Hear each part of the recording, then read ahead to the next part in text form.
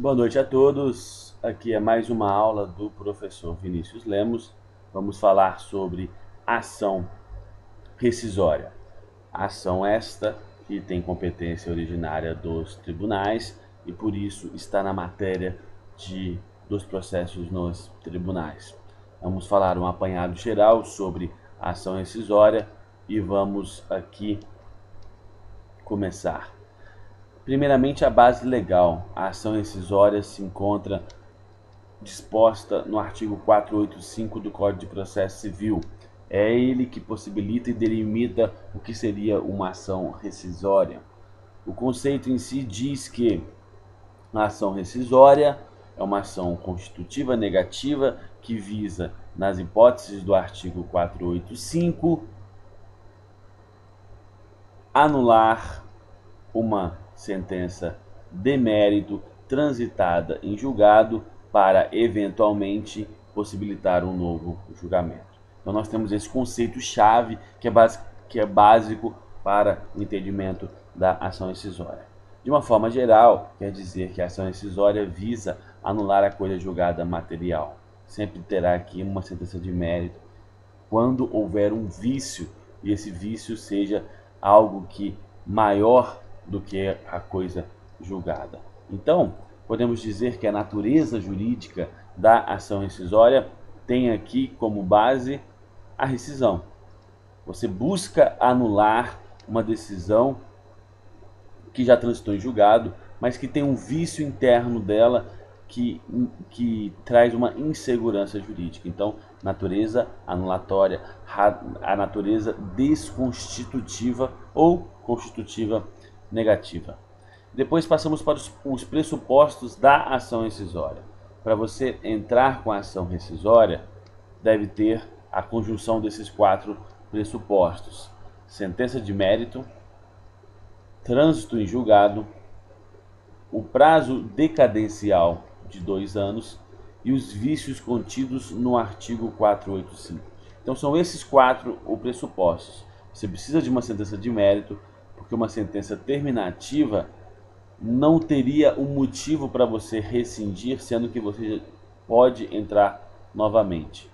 Uma parte minoritária da doutrina diz que, em caso de perempção, a terceira vez que você entra, poderia ter um prejuízo e aí caberia uma ação rescisória. Mas o normal, sentença de mérito. Depois, a necessidade do trânsito em julgado, porque se não houve o trânsito em julgado, cabe recurso e aí não seria necessária a existência da ação rescisória. Então, trânsito em julgado é muito importante. Prazo de 2 anos. Esse prazo traz uma segurança jurídica para os dois lados. A ação rescisória nasce por causa de você buscar uma segurança jurídica que não se deixe que sentenças com vícios graves continuem tendo valor jurídico, mas você não pode também abrir essa impossibilidade para ad eterno, para eternamente. Você precisa fechar a porta uma hora pela própria segurança jurídica, por mais que esse vício prossiga. Então, prazo decadencial. Vício dos incisos do artigo 485. O artigo 485 é taxativo. Taxativo quer dizer que ele vai elencar diversas hipóteses e, fora dessas hipóteses, não caberá a ação rescisória. Então, nesse caso, você precisa conjugar um vício na sua petição inicial. Entrando com a ação rescisória, você precisa explicar que você vai elencar um desses vícios. Aí aqui as hipóteses de cabimento, elas estão elencadas como incisos do artigo 485 e vamos falar um pouco sobre ela. Primeiramente, a sentença dada por prevaricação, concussão ou corrupção do juiz. E aqui o Código delimita corrupção do juiz.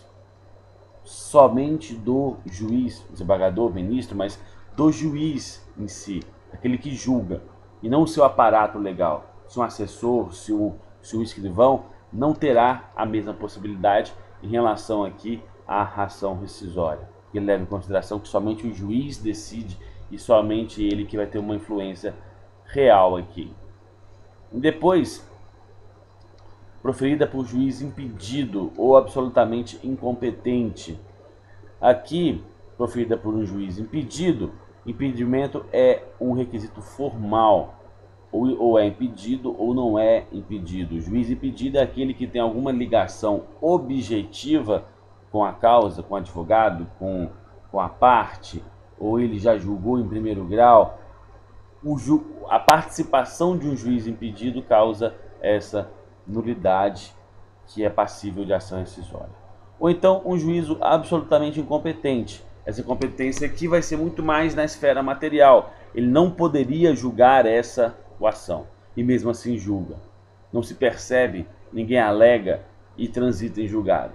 Aí nesse caso, uma sentença absolutamente incompetente. Nesse caso tem até uma divergência se não caberia também a ação anulatória de impugnação, que é a querela nulitatis, mas ela está elencada na ação rescisória. Depois, resultar de dolo da parte vencedora em detrimento à parte vencida. Nesse é a deslealdade processual. A parte que ganhou usou de algum ato doloso, escondeu um documento, não apresentou uma prova que o juiz tinha que apresentar, destruiu prova, algum ato, ou às vezes processual mesmo, que ele retardou ou ele trouxe prejuízo ao processo deliberadamente, dolosamente. Comprovando-se isso, e a ação rescisória tem isso, você precisa de uma comprovação muito clara. Comprovando-se isso, você tem a possibilidade de entrar com a ação rescisória. Depois, a colusão entre as partes. Colusão entre as partes é um acordo das partes para fingir um processo. Fingir um processo para que aquela relação jurídica seja visível e utilizada para outros fins. Fins eleitorais, no caso da justiça eleitoral, você fingir uma ação para comprovar uma residência, ou você fingir que terminou o casamento para fugir do fisco, alguma possibilidade em relação a fraudar. Nesse caso, não terá uma pessoa em si em prejuízo. Por quê? Porque ambos deveriam verificar em relação a uma demandar contra a outra. Então, nesse caso, a legitimidade passa a ser do Ministério Público de poder entrar com a ação. Depois, a ofensa à coisa julgada. O que seria a ofensa à coisa julgada? Vamos supor que aqui já tem uma ação anterior sobre essa matéria que transitou em julgado. E aí, erroneamente ou maldosamente, entra-se com uma ação e discute de novo essa ação, e por algum erro do processo, do réu que não alega e tudo mais, ele ofende a coisa julgada. Ele vai ter uma segunda coisa julgada da mesma matéria de uma primeira coisa julgada. E nós temos divergências enormes na doutrina sobre qual vale. E aí, se depois de 2 anos você vai poder executar as duas, então vai ter toda essa alegação, mas você pode entrar com a ofensa à coisa julgada para rescindir a última. Alguns doutrinadores vão posicionar-se que essa última se sobrepõe à primeira, mas aí tem toda uma questão se já recebeu, se não recebeu, se já executou ou não. Então isso sempre será matéria, pode ser arguido também no processo executório, para não pagar essa segunda coisa julgada, e é caso de hipótese de cabimento de ação rescisória. Violar literal disposição de lei. Essa aqui parece bem simples. A lei diz uma coisa, a sentença diz outra, o acórdão diz outro, e aí você viola o que a lei diz, julga diversamente do que a lei. É óbvio que aqui essa divergência tem que se pensar no que o legislador quis, a interpretação que o legislador quis e a jurisprudência. Se a jurisprudência aceitar a tese mesmo contra a lei, não caberá uma ação rescisória, mas é uma espécie de requisito de ação rescisória. Claro que você tem que verificar se o juiz errou de uma forma clara, objetiva, e não de uma análise subjetiva ou possível dessa lei. Depois, se fundar em prova cuja falsidade tenha sido apurada em processo criminal ou seja provada na própria ação rescisória. O que seria isso? Prova falsa. Teve uma prova falsa na ação rescisória, juntou um documento falso, uma perícia falsa, uma gravação falsa, uma foto forjada. Então tem diversas possibilidades aqui. E aí pode ser, se você tiver o processo criminal que diz que essa prova é falsa, muito mais fácil. Mas você pode também comprovar isso na própria ação rescisória. Então é um motivo para que se verifique essa possibilidade de se... Só que essa prova também tem que ter fundamento na sentença, porque às vezes você tem uma prova falsa, mas o juiz não deliberou sobre ela, o juiz não utilizou ela para fundar a ação, para fundar a sentença em si. Então você precisa ainda do requisito, da ligação do que o juiz decidiu com essa prova, porque se a prova for falsa, mas o juiz não tiver ligado para ela, independe sobre isso também. Depois, o documento novo. Depois da sentença, o autor obtiver documento novo, cuja existência ignorava, ou de que não pôde fazer uso, capaz por si só de lhe assegurar o pronunciamento favorável.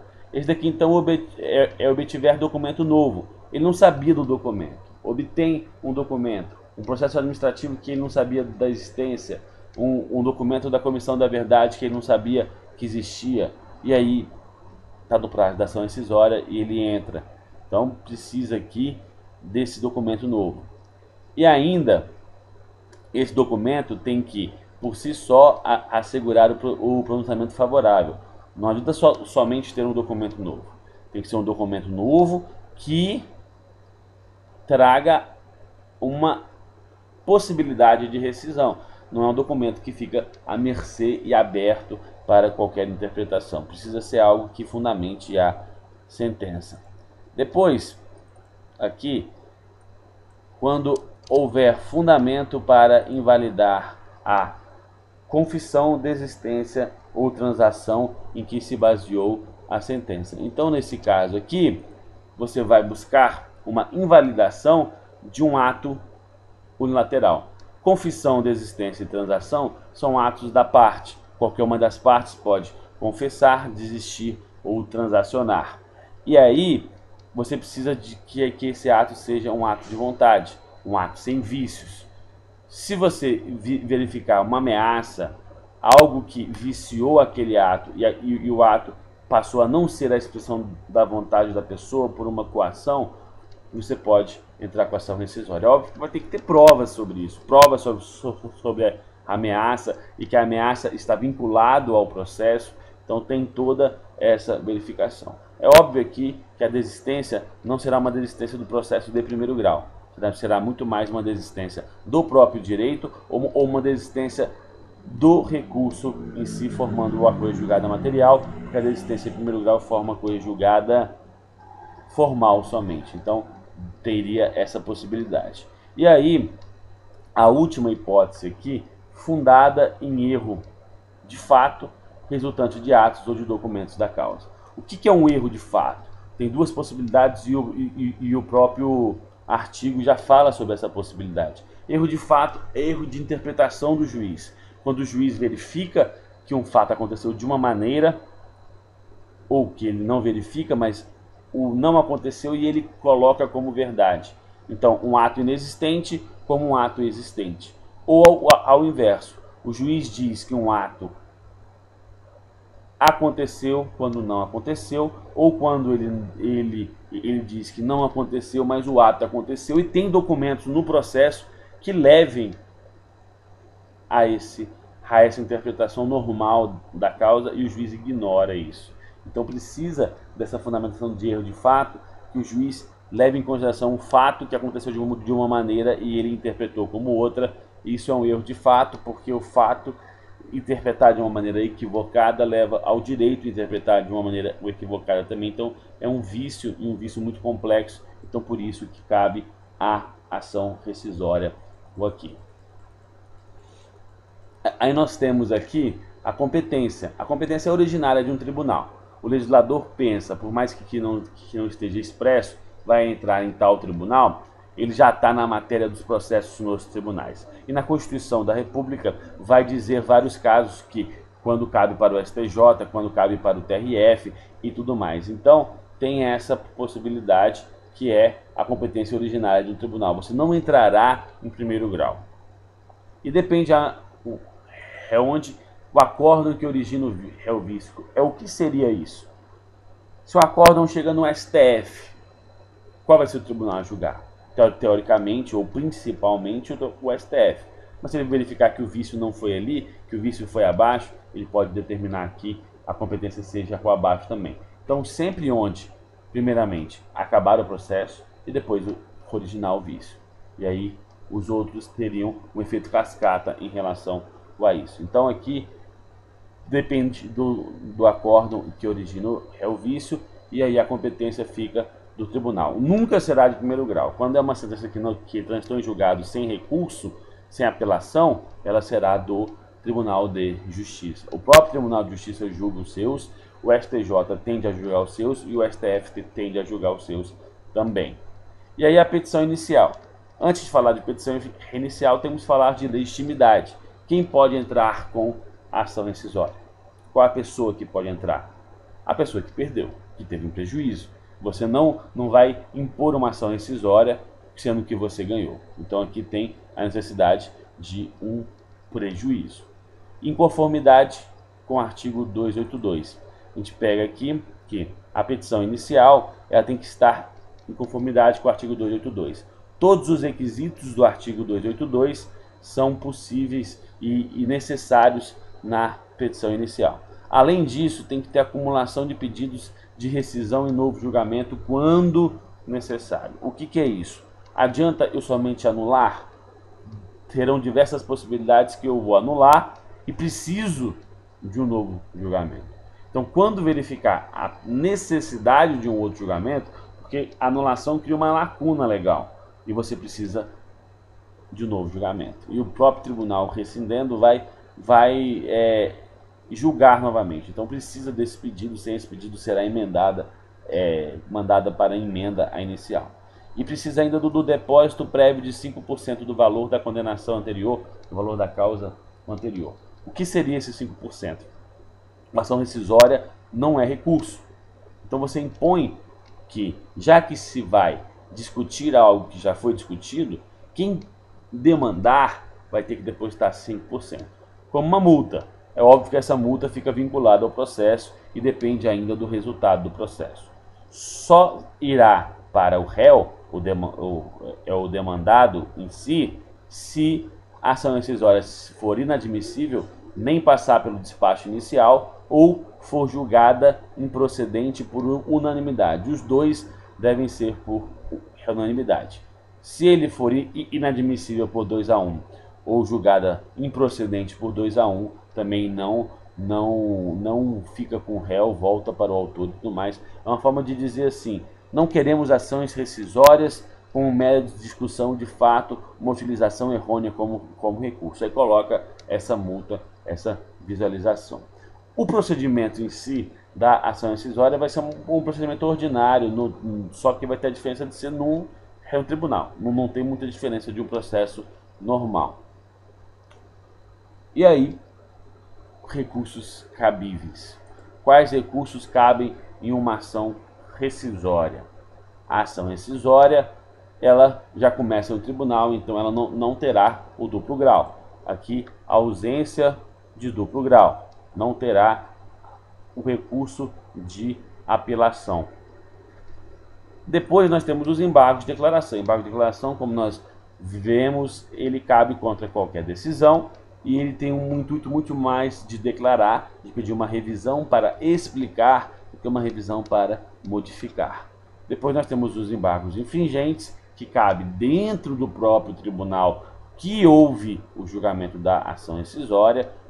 Claro que precisa aqui de você verificar as hipóteses do artigo 530, você verificar lá se tem um voto divergente e se esse voto divergente é no intuito ainda de manter a decisão, porque somente a ação procedente que vai caber embargos infringentes. E os recursos mais normais seriam o recurso especial e o recurso extraordinário. O recurso especial, se for do Tribunal de Justiça para ou do TRF para o STJ, se a ação incisória já começar no STJ, do STJ para o STF. Então aqui você vai poder entrar com os recursos excepcionais.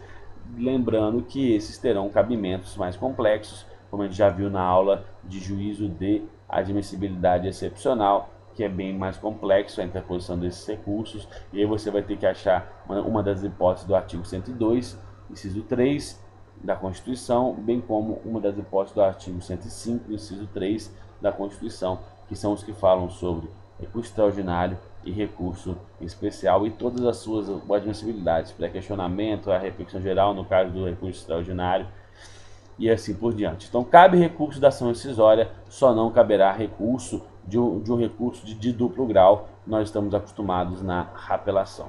Essa foi mais uma aula do professor Vinícius, o assunto foi ação rescisória, tomaram que vocês tenham entendido, tenham gostado e que ajude nos estudos de vocês. E até a próxima aula.